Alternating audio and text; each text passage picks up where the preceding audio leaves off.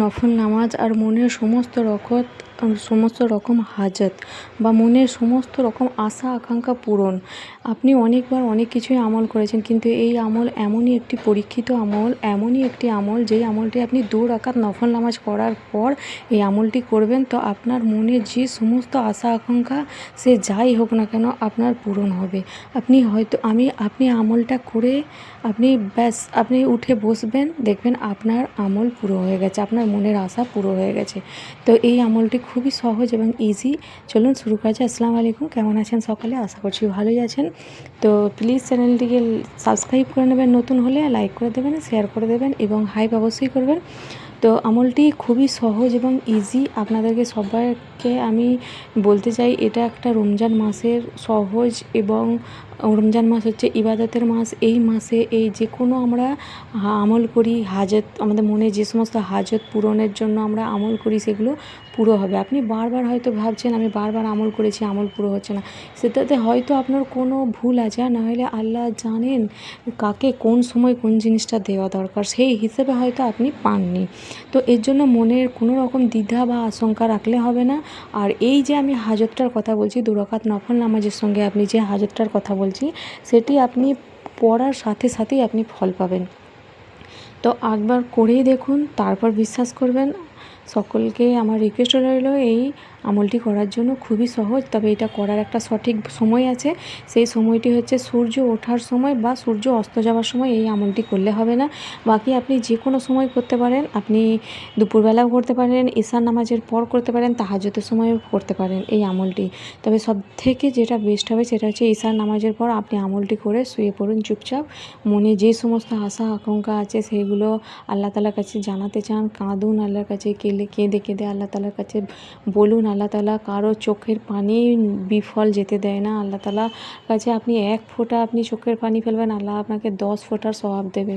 তো সকলকে আমার রিকোয়েস্ট রইল যে ভিডিওটা স্কিপ করবেন না, অবশ্যই পুরোটা দেখবেন। তো চলুন শুরু করা যাক। আমলটি কিভাবে করবেন? আমরা আমলটি করার জন্য আমাদের মন পরিষ্কার রাখতে হবে, দিলে আমাদের মনের মধ্যে নেক ইরাদা রাখতে হবে এবং সত্যিকারের আমাদের ভুল কাজ থেকে তওবা করে নিতে হবে।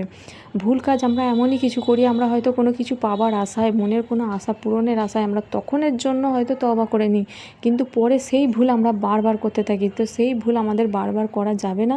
আমাদের ওই ভুল থেকে আমাদের তওবা করতে হবে, আল্লাহ তাআলার কাছ থেকে চাইতে হবে।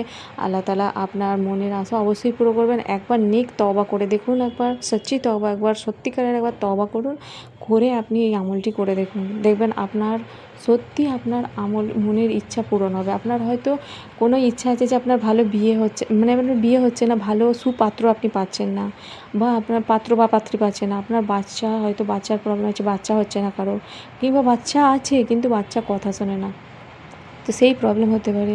চাকরির প্রবলেম হতে পারে, আপনার বরকতের প্রবলেম হতে পারে, রিজকের প্রবলেম হতে পারে, দুশ্মন মানে প্রতিবেশীদের হিংসা, বা বাড়ির পরিজন, বাড়ির সমস্ত সদস্যদের সব মনের হিংসা বা ঝগড়া, এই সমস্ত যে কোনো জিনিস আপনার মনে যেটা থাকবে, টাকা পয়সার সমস্যা যেটাই হোক, আপনি সেই ইরাদাটা মনের মধ্যে রাখবেন, আল্লাহ তাআলার কাছ থেকে চাইবেন, দেখবেন আপনি অবশ্যই পাবেন।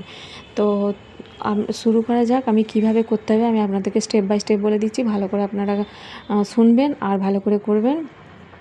তো আপনাকে কি করতে হবে, আপনি এশার নামাজ পড়ে নিলেন। এশার নামাজের পর সবথেকে ভালো টাইম আমি বললাম এশার নামাজ পড়ে নেওয়ার পর আপনাকে 2 রাকাত নফল নামাজ পড়তে হবে। নফল নামাজ আমরা যেমন করি, তো আমাদের মনে আমরা কি আশা নিয়ে নফল নামাজটা পড়ছি সেটা তো আল্লাহ তাআলা অবশ্যই জানেন, কিন্তু তবুও আমাদের একবার মুখে বলে নেওয়াটা আরও ভালো হবে, যে আমরা পশ্চিম দিকে মুখ করে বা কেবলা মুখ হয়ে আমাদের মনটা আমরা আল্লাহর দিকে রেখে সত্যিকারের তওবা করে আমি 2 রাকাত নফল নামাজের নিয়ত বাঁধলাম, এইটা বলে আমাদের নিয়ত বেঁধে নিতে হবে। নিয়ত বেঁধে নেবার পর আমরা যেরকম করি সানা পড়ি, প্রথমেই আমরা সানা পড়ে নিই, একবার সানা পড়ে নিলাম, একবার বিসমিল্লাহ শরীফের সঙ্গে আমরা আলহামদ পড়ে নিলাম, বা সূরা ফাতিহা যেটা বলছি সেটা পড়ে নিলাম।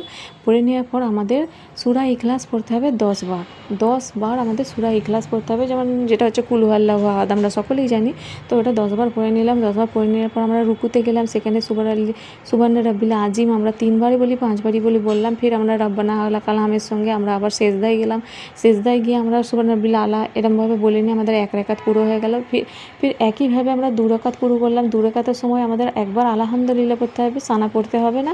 আলহামদুলিল্লাহ পড়ে নেওয়ার পর আমরা কী করব, আমাদের আলহামদুলিল্লাহ পড়ার পর আমরা ওই কুল হু আল্লাহু আহাদ যেটা সূরা ইখলাস বলছি ওটা আবার আমরা 10 বার পড়ে নেব। 10 বার পড়ে নেওয়ার পর আমরা যেভাবে নামাজ পড়ি, সিজদায় গেলাম, সিজদায় যাওয়ার পর আত্মাহিত পরে দরুদ সব পড়ে নিয়ে আমরা ওখানেই বসে রইলাম। আমাদের নামাজ কমপ্লিট হয়ে গেল, আমরা ওখানেই বসে রইলাম। এরপর আমাদের যেটা করতে হবে, আমরা 3 বার দরুদ ইব্রাহিম পড়বো, যেটা আমরা নামাজে পড়ি। সেই দরুদ ইব্রাহিম 3 বার পড়ার পর আমাদের কী করতে হবে, আমাদের সচ্চি তওবা করতে হবে, মানে সত্যিকারের তওবা করতে হবে। 100 বার আস্তাগফিরুল্লাহ পড়তে হবে।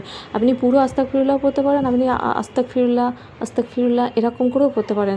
তারপরে 100 বার পড়া হয়ে গেলে এবার আমাদের 100 বার রাব্বানা ইয়া রাব্বানা ইয়া রাব্বানা এটা পড়তে হবে 100 বার। এরপর আমাদের 33 মর্তবা একটা জালালি ইকরাম, একটা হচ্ছে জালালি আয়াতে কারিমা আছে, যেটা আমাদের পড়তে হবে ইয়া জালালি আল ইকরাম, ইয়া জালালি আল ইকরাম।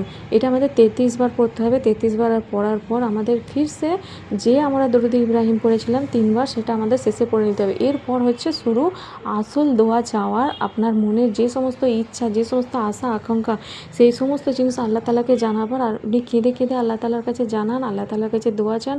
আল্লাহ তাআলা অবশ্যই আপনার দোয়া কবুল করবেন। আর আপনাকে সে সচ্চি তওবা করতে হবে, নেক রিজিক হতে হবে, আপনার রিজিকের জন্য চাইবেন, যেটার জন্য চাইবেন আল্লাহ তাআলা অবশ্যই আপনার সেটা পূরণ করবে।